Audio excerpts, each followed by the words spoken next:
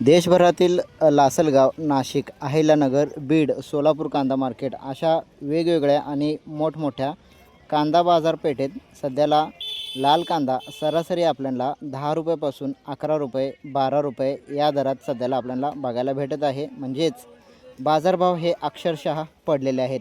ही बाबच शासनाच्या दाव्याची पोलखोल करणारी असू शकते.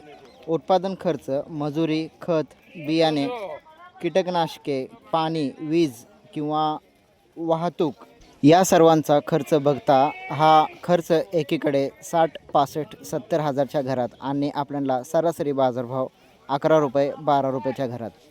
या सर्वांचा खर्च आपण जर बघितलं तर शेतकरी असा प्रश्न पडतोय, कांदा नफा कमवण्यासाठी लागवड करतोय की तोटा सहन करण्यासाठी. विशेष करून लाल कांद्याचा जो बाजारभाव आहे किंवा मुकल साईजचा जो पंचगंगा किंवा येलोराचा कांदा, त्याला एखादा लॉट आपल्याला 13 रुपयाच्या पुढे 14 रुपयेपर्यंत दिसून येत आहे. राज्य शासनाने मोठा गाजावाजा करत स्थापन केलेली कांदा धोरण समिती नेमकी कुठे गेली आणि त्याचं काय होत आहे, या प्रश्नाची उत्तरे द्यायला कुणीही तयार नाही. ही समिती स्थापन झाली तेव्हा सांगण्यात आले होते की कांद्याच्या दरात स्थिरता राखली जाईल. शेतकरी ग्राहक किंवा कांद्याचे ग्राहक आणि किंवा व्यापारी यांचे हितसंबंध संतुलित ठेवले जातील आणि दीर्घकालीन धोरण आखले जाईल. पण प्रत्यक्षात या समितीची अस्तित्व केवळ कागदावरच किंवा ऑफिशियल कामासाठीच ती गृहीत धरली जात आहे. बाजारात दर कोसळत असताना या समितीकडून एकही ठोस परखड अहवाल किंवा उपाययोजना समोर येत नाही.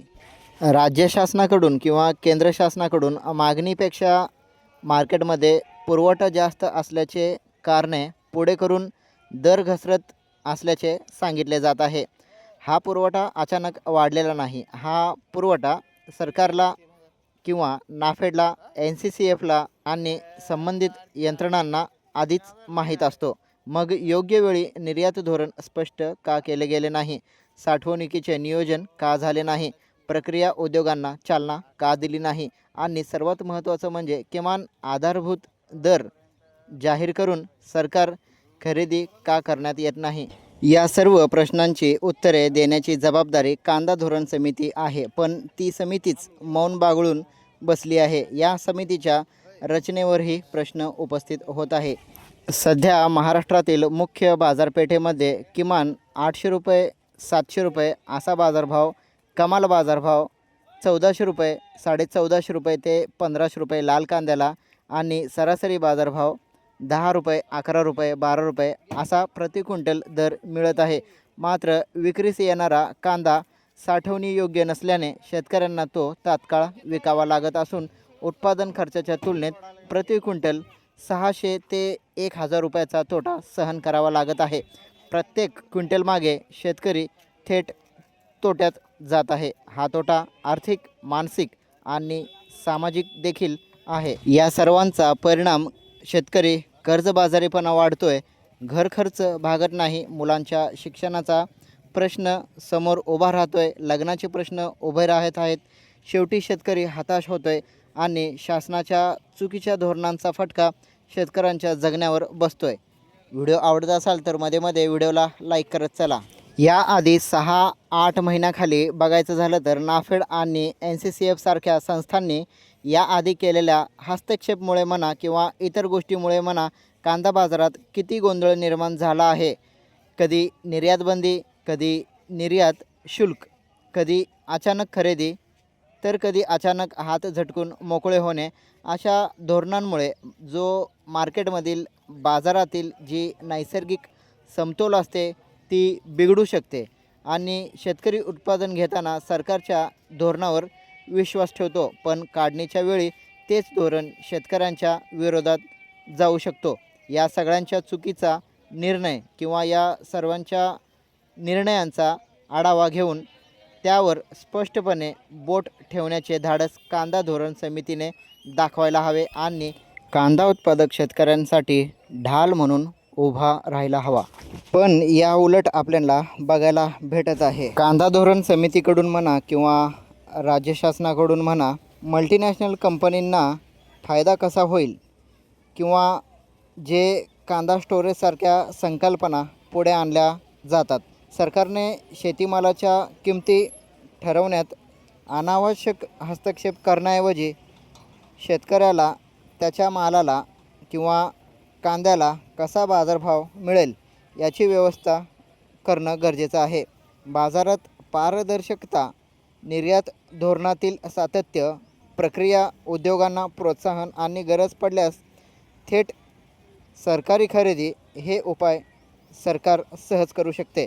मात्र इच्छाशक्तीचा अभाव आणि धोरणात्मक गोंधळ यामुळे कांदा उत्पादक शेतकरी सध्या भरडला जात आहे.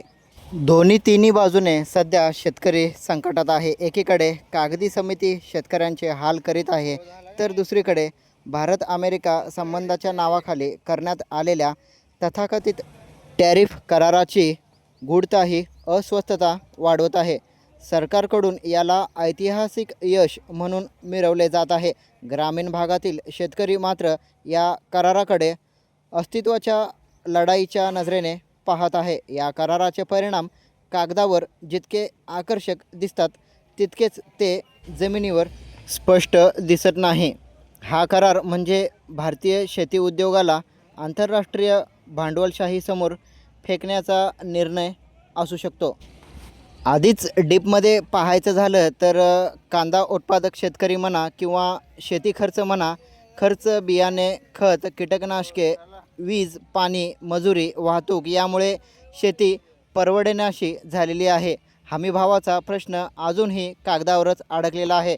अशा परिस्थितीत अमेरिकेसारख्या देशातून स्वस्त शेतीमाल कोणत्याही कारणाविना भारतीय बाजारपेठेत येणार असेल तर देशांतर्गत शेतकरी कसा टिकणार?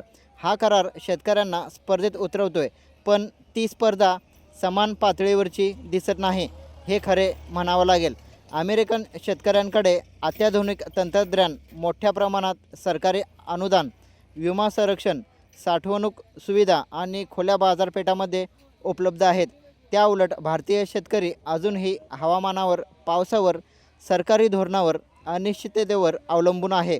भारतात GM बियाण्यावर बंदी आहे, तर अमेरिकेत GM पिके मोठ्या प्रमाणावर घेतली जातात. पूर्ण राज्यभर आपल्याला शनिवारचा जो बाजारभाव होता तो अजून ₹2 1 रुपयाने घसरलेला दिसून आला. खरं तर शनिवारचा आधीचा जो मार्केट होता, जो सरासरी बाजारभाव होता तो ₹12 ₹12.5च्या दरम्यान विकला जात होता.